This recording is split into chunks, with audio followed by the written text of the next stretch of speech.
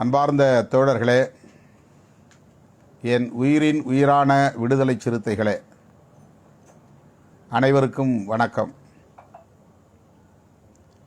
நாளை மறுநாள் 8ஆம் தேதி தமிழ்நாடு முழுவதும் கண்டன ஆர்ப்பாட்டம் நடைபெற உள்ளது. அண்மையில் நாடாளுமன்றத்தின் இரு அவைகளிலும் நள்ளிரவுக்கு மேல் விடியற்காலை 2:30 அல்லது 3 மணி அளவில் வக்ஃப் சட்டத்தை பாஜக அரசு நிறைவேற்றியுள்ளது. பெரும்பான்மை அடிப்படையில் பாரதிய ஜனதாவும் அதனுடைய கூட்டணி கட்சிகளும் சேர்ந்து ஒரு அநீதியை அரங்கேற்றியிருக்கிறார்கள் என்றால் அது மிகையாகாது. ஜனநாயகத்தின் பெயரால், சட்டத்தின் பெயரால் பாசிச தாக்குதலை சிறுபான்மை சமூகமாக இருக்கிற இஸ்லாமியர்களுக்கு எதிராக நிகழ்த்தியிருக்கிறார்கள். நாடாளுமன்றத்தின் மக்களவையில் 232 பேர் எதிர்த்து வாக்களித்திருக்கிறார்கள். ஆதரித்தவர்கள் 288 பேர். 232 பேர் எதிர்ப்பு தெரிவிக்கக்கூடிய அளவுக்கு இந்த சட்டம் ஜனநாயகத்திற்கு புறம்பானது, அரசமைப்பு சட்டத்திற்கு எதிரானது என்பதை உணர்த்தும் வகையில் நடந்தேறியிருக்கிறது. அதேபோல மாநிலங்களவையில் 95 பேர் எதிர்ப்பு தெரிவித்து வாக்களித்திருக்கிறார்கள். 129 பேர் ஆதரவு தெரிவித்து வாக்களித்திருக்கிறார்கள். பெரிய இடைவெளி இல்லை. ஆதரவு தெரிவித்து வாக்களித்தவர்களின் எண்ணிக்கை என்பது எதிர்ப்பு தெரிவித்தவர்களின் வாக்குகளை விட மிக பெரும் அளவிலான எண்ணிக்கையாக இல்லை. ஆக இரு அவைகளிலும் கடுமையான எதிர்க்கட்சிகளிடையே எழுந்துள்ள நிலையிலும் கூட அவர்கள் அந்த சட்டத்தை நிறைவேற்றியிருக்கிறார்கள். நிறைவேற்றிவிட்ட மகிழ்ச்சியில் கும்மாளம் அடிக்கிறார்கள். இந்த சூழலில் அந்த சட்டம் செல்லாது என்று அறிவிக்க கோரி உச்சநீதிமன்றத்தில் வழக்கு தொடுக்க இருக்கிறோம். 2 நாட்களில் வழக்கு உச்சநீதிமன்றத்திலே தாக்கல் செய்யப்படும். அதே வேளையில் அனைத்து மாவட்ட தலைநகரங்களிலும் இந்த சட்டத்தை திரும்பப் பெற வேண்டும் என்றும் பாஜக அரசின் பாசிச தாக்குதலை கண்டித்தும் நாம் ஆர்ப்பாட்டங்களை நடத்த இருக்கிறோம். இந்த ஆர்ப்பாட்டம் வெற்றிகரமாக நடந்தேற வேண்டும். பொறுப்பாளர்கள் ஒவ்வொருவரும் தவறாமல் இதில் பங்கேற்க வேண்டும். மிக குறுகிய கால இடைவெளியில் மேலிட பொறுப்பாளர்கள், தலைமையிடத்து பொறுப்பாளர்கள் அறிவிக்கப்பட்டிருக்கிறார்கள்.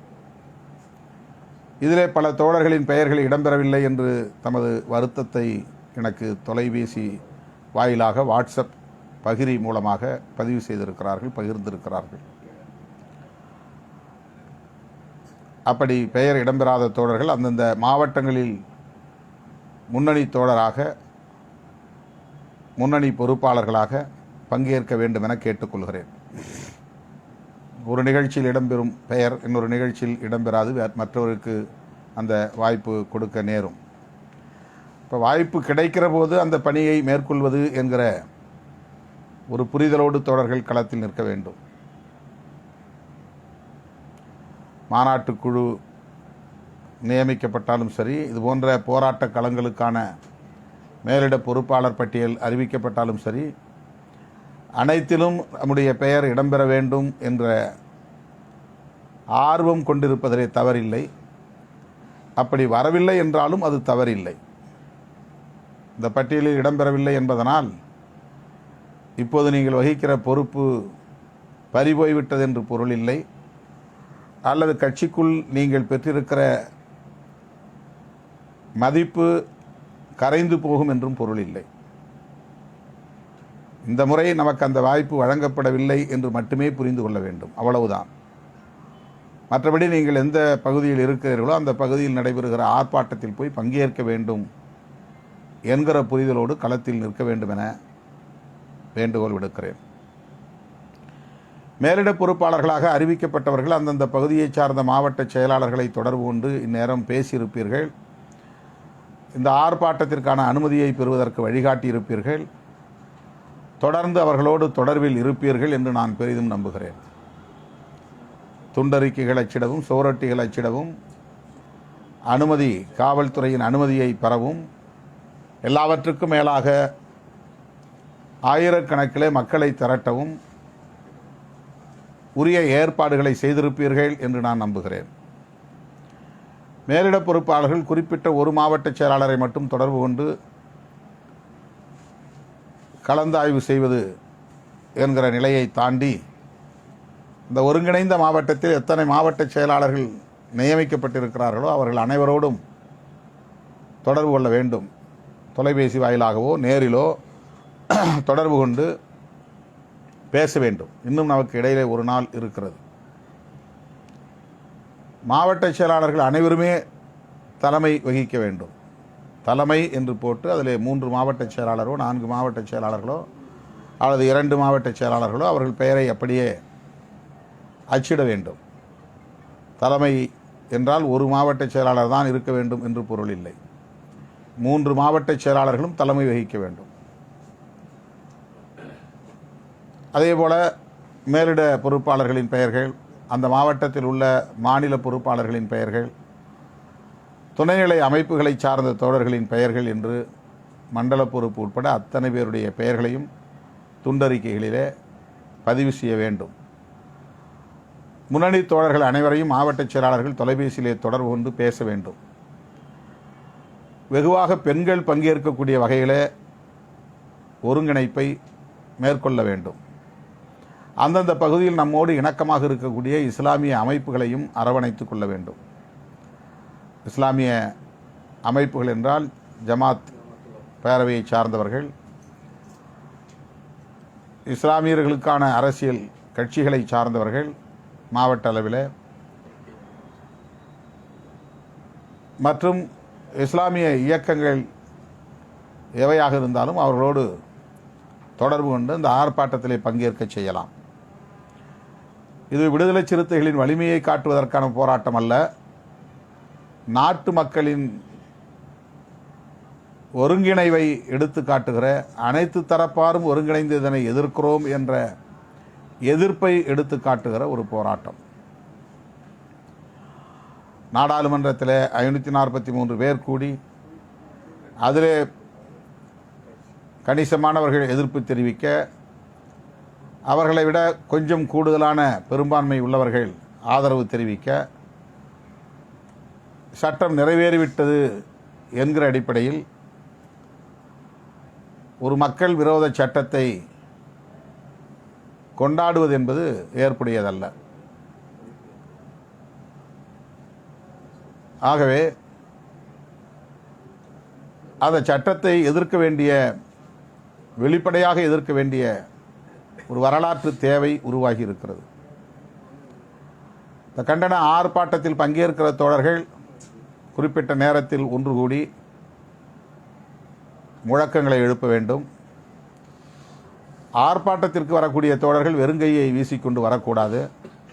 கைகளில் கொடிகளை ஏந்தி வர வேண்டும், அல்லது கழுத்தில் கொடித்துணி, கொடித்துண்டு, அதாவது மஃப்ளர் அணிந்து வர வேண்டும். அதைவிட முக்கியமாக மக்கள் விரோத அரசே, பாசிச பாஜக அரசே, இஸ்லாமியர்களின் சொத்துக்களை அபகரிக்க முயற்சிக்காதே. வக்ஃப் நிறுவனத்தில் நிர்வாகத்தில் தலையிடாதே. சிறுபான்மை சமூகத்தினரை அச்சுறுத்தாதே. இன்றைக்கு இஸ்லாமியர்கள் நாளை கிறித்தவர்கள் என்று சிறுபான்மையினரை திட்டமிட்டு நசுக்கும் முயற்சிகளில் ஈடுபடாதே. இது போன்ற முழக்கங்கள் அடங்கிய முழக்க அட்டைகள், பிளக்கார்ட்ஸ் ஏந்தி வர வேண்டும். மேடைகளிலும் கண்டன உரை ஆற்றுவதற்கு முன்பாக இந்த கோரிக்கை முழக்கங்களை எழுப்ப வேண்டும். மத நல்லிணக்கத்தை காப்போம், காப்போம், காப்போம், மத நல்லிணக்கத்தை காப்போம். இஸ்லாமியர்கள் அந்நியர் அல்ல, இந்தியர்களே, இந்தியர்களே, இந்த மண்ணின் மைந்தர்களே, மைந்தர்களே என்று முழக்கங்களை எழுப்ப வேண்டும். இஸ்லாம் மதத்தின் சொத்து நிர்வாகத்தில் தலையிடாதே. பாஜக பாசிச அரசே, திரும்பப் பெறு, திரும்பப் பெறு, வக்ஃப் சட்டத்தை திரும்பப் பெறு என்று தோழர்கள் கோரிக்கை முழக்கங்களை எழுப்ப வேண்டும். பிற மதங்களை சார்ந்தவர்களை எந்த வகையிலும் நாம் விமர்சனம் என்கிற பெயரில் முழக்கங்களை எழுப்பக்கூடாது. எல்லா மதங்களின் உணர்வுகளையும் அந்த மதத்தை சார்ந்தவர்களின் உணர்வுகளையும் நாம் மதிக்க கடமைப்பட்டிருக்கிறோம். அந்த மதத்தின் மீதான அல்லது மதம் போதிக்கிற கருத்துக்கள் மீதான பார்வை நமக்கு வேறுபடலாம், விமர்சனங்கள் இருக்கலாம், முரண்பாடுகள் இருக்கலாம். ஆனால் இஸ்லாம் மதத்தின் வாழ்வாதார உரிமைகளுக்காக குரல் கொடுக்கிற சூழலில் இந்து மதத்தை சார்ந்தவர்கள் சங்கடப்படும் வகையிலான எந்த கருத்தையும் தோழர்கள் முழக்கங்களாகவோ அல்லது உரைகளாகவோ எழுப்பக்கூடாது, பேசக்கூடாது. நம்மை பொறுத்தவரையில் எல்லா மதங்களையும் மக்களின் நம்பிக்கையின் அடிப்படையிலே மதிப்பதற்கு நாம் கடமைப்பட்டிருக்கிறோம். ஒவ்வொரு மதத்தை சார்ந்தவர்களின் உணர்வுகளை மதிக்க கடமைப்பட்டிருக்கிறோம். ஒவ்வொரு மதத்தை சார்ந்தவர்களின் நம்பிக்கைகளை நாம் மதிக்க கடமைப்பட்டிருக்கிறோம். ஆனால் நம்முடைய அரசியல் நிலைப்பாடுகளை தெரிவிக்கிற போது அதில் உறுதியாக இருப்போம். எனவே சிறுபான்மை சமூகத்தினரின் நலன்களை பாதுகாப்பதுதான் உண்மையான ஜனநாயகம் என்கிற கருத்தின் அடிப்படையில், புரட்சியாளர் அம்பேத்கரின் சிந்தனையின் அடிப்படையில் நாம் இஸ்லாமியர்களின் கருத்தியலை அங்கீகரிக்கிறோம், ஏற்கிறோம். அவர்களின் உணர்வுகளை அங்கீகரிக்கிறோம், ஏற்கிறோம். ஆனால் அதற்காக இஸ்லாமியர் அல்லாத இந்து சமூகத்தவரை நாம் ஒருபோதும் காயப்படுத்த மாட்டோம், காயப்படுத்தியதில்லை, காயப்படுத்தவும் கூடாது. எனவே இயக்கத் தோழர்கள் உரையாற்றுகிற போது தனிநபர் விமர்சனங்களும் தேவையில்லை. பிரதமர் மோடி, உள்துறை அமைச்சர் அமித்ஷா போன்றவர்களை விமர்சனம் என்கிற பெயரால் அவமதிக்கும் வகையில் யாரும் பேசிவிடக்கூடாது. தனி நபர்களாக அவர்கள் நமக்கு முரண்படக்கூடியவர்கள். ஆனால் அவர்கள் வகிக்கும் பதவி என்பது பொதுவானது. பிரதமர், உள்துறை அமைச்சர் என்கிற அந்த தகுதியை நாம் கேள்விக்குள்ளாக்கக்கூடாது. தனிநபராக மோடி அவர்களின் அணுகுமுறையை, தனிநபராக அமித்ஷா அவர்களின் அணுகுமுறைகளை விமர்சிப்பதற்கு நமக்கு உரிமை இருக்கிறது. அப்படி அவர்கள் எப்படி இஸ்லாத்துக்கு எதிராக இருக்கிறார்கள் என்பதை எடுத்துச் சொல்லலாம். பாபர் மசூதி இடித்த வரலாற்று பின்னணியை சொல்லலாம். ஜம்மு காஷ்மீருக்கு எதிராக அவர்கள் கொண்டு வந்த சட்ட திருத்தம், ஆர்டிக்கிள் 370 என்கிற உறுப்பு எண் 370 ரிப்பீல் செய்த நடவடிக்கை, இந்த மாநிலத்தை 3 யூனியன் பிரதேசங்களாக சிதறடித்த நடவடிக்கை போன்றவற்றை நாம் நம்முடைய உரைகளில் விவரிக்கலாம். இஸ்லாமியர்களை குறிவைத்தவர்கள் காய்களை நகர்த்துகிறார்கள். அது இஸ்லாமியர்களோடு நின்று விடாது, பிற சிறுபான்மை மதங்களை சார்ந்த மக்களுக்கு எதிராகவும் போய் முடியும். எனவே அதை எதிர்க்க வேண்டிய பொறுப்பு நம்மை போன்ற இடதுசாரி சக்திகளுக்கு உள்ளது. எனவே என் உயிரின் உயிரான விடுதலை சிறுத்தைகளே, இந்த அரசியல் தெளிவோடு களத்தில் நாம் நிற்க வேண்டும், கைகோர்க்க வேண்டும். தோழமை இயக்கங்களை அழைத்து இந்த நிகழ்வுகளில் பங்கேற்க செய்ய வேண்டும். தமிழ்நாடு முழுவதும் பெரும் அதிர்வுகளை ஏற்படுத்தக்கூடிய வகையில் நாம் அணிதிரள வேண்டும். அதற்கான ஏற்பாடுகளை இந்த ஓரிரு நாட்களில் நீங்கள் தீவிரமாக செய்ய வேண்டும் என்கிற வேண்டுகோளை விடுக்கிறேன். இந்த சூழலில் பிற மதத்தை சார்ந்தவர்களின் உணர்வுகளை காயப்படுத்தாமல் நடந்து கொள்ள வேண்டியதும் தவிர்க்க முடியாதது. ஒவ்வொரு மதத்திலும் ஜனநாயக சக்திகள் உண்டு, நேர்மையான சிந்தனை கொண்டவர்கள் உண்டு, சகோதரத்துவ அணுகுமுறை கொண்டவர்கள் உண்டு. ஆகவே அவர்களெல்லாம், அந்த சக்திகளெல்லாம் காயப்படக்கூடிய வகையிலே நம்முடைய அணுகுமுறைகள் அமைந்துவிடக்கூடாது என்பதை மிகுந்த எச்சரிக்கையோடு சுட்டிக்காட்ட கடமைப்பட்டிருக்கிறேன். இதன் பிறகு நான் விமானம் பிடித்து ஹைதராபாத் செல்ல வேண்டும். நாளை ஹைதராபாத்திலே டீலிமிட்டேஷன், நாடாளுமன்ற தொகுதி மறுவரையறைகள் குறித்து ஒரு கருத்தரங்கம் ஒருங்கிணைக்கப்பட்டிருக்கிறது. நாடு தழுவிய அளவில் பல அறிவார்ந்த சான்றோர் பெருமக்கள் வந்து பங்கேற்கிறார்கள். அந்த நிகழ்விலே விடுதலை சிறுத்தைகள் கட்சியின் சார்பில் நானும் தொடர் ரவிக்குமார் அவர்களும் பங்கேற்று உரையாற்றியிருக்கிறோம். ஆகவே நாளை சென்னை வந்து அலைய வேண்டாம், காலத்தை விரயமாக்க வேண்டாம், பொருளையும் வீணடிக்க வேண்டாம் என்று உங்களை கேட்டுக்கொள்கிறேன். 5ஆம் தேதியிலிருந்து 10ஆம் தேதி வரையில் யாரும் என்னை சந்திக்க வேண்டாம், தயவு கூர்ந்து பொறுத்தருள வேண்டும், ஒத்துழைப்பு நல்க வேண்டும் என்றெல்லாம் கேட்டிருந்தேன். ஆனால் ஒரு நாள் கூட என்னை ஓய்வாக விடவில்லை. 5ஆம் தேதியிலிருந்து தொடர்ச்சியாக நேற்றும் இன்றும் கடுமையான அலைச்சல். இன்று இரவு மீண்டும் நான் பயணம். நாளை இரவு வந்து நாளை மறுநாள் ஆர்ப்பாட்டம். சென்னையிலே நடைபெறுகிற ஆர்ப்பாட்டத்தில் சென்னை மட்டும் இன்றி காஞ்சிபுரம், செங்கல்பட்டு, திருவள்ளூர் ஆகிய மாவட்டங்களை சார்ந்த தோழர்கள் ஒருங்கிணைந்து வர வேண்டும். காஞ்சிபுரம் தனியே ஆர்ப்பாட்டம் இல்லை, செங்கல்பட்டுக்கு தனியே ஆர்ப்பாட்டம் இல்லை, திருவள்ளூருக்கும் தனியே ஆர்ப்பாட்டம் இல்லை. இந்த 3 மாவட்டங்களை சார்ந்த அத்தனை தோழர்களும் சென்னைக்கு வந்து சேர வேண்டும். இந்த ஆர்ப்பாட்டம் மாலை நடைபெறுவதல்ல, காலையிலேயே எழுதி கொடுத்திருக்கிறார்கள். கொளுத்தும் வெயிலாகத்தான் இருக்கும், இருந்தாலும் பரவாயில்லை. வெயிலை பொருட்படுத்தாமல் தோழர்கள் அனைவரும் அணிதிரண்டு ஆர்ப்பாட்டத்திற்கு வந்து சேர வேண்டும் என்று கேட்டுக்கொள்கிறேன். சென்னையில் நடக்கிறது, எனவே சென்னை மாவட்டத்தை சார்ந்த தோழர்கள் பங்கேற்றால் போதும் என்று கருதாமல் சென்னையை சுற்றியுள்ள காஞ்சிபுரம், செங்கல்பட்டு, திருவள்ளூர் ஆகிய மாவட்டங்களை சார்ந்த சிறுத்தைகளும் உரிய நேரத்திற்கு வந்து சேர வேண்டும். 9:30 மணிக்கெல்லாம் கிரிக்கெட் ஸ்டேடியம் அருகே சிவானந்தர் சாலை தொலைக்காட்சி நிலையத்திற்கு செல்லுகிற பாதை, அதை சிவானந்தர் சாலை என்று சொல்லுவார்கள். அந்த சாலையோரம் நம்முடைய ஆர்ப்பாட்டம் ஒருங்கிணைக்கப்படுகிறது. எனவே தோழர்கள் சரியாக 9:30க்கெல்லாம் அங்கே வந்து குவிந்து விட வேண்டும். 12 மணிக்கு நாம் ஆர்ப்பாட்டத்தை முடிக்க வேண்டும்.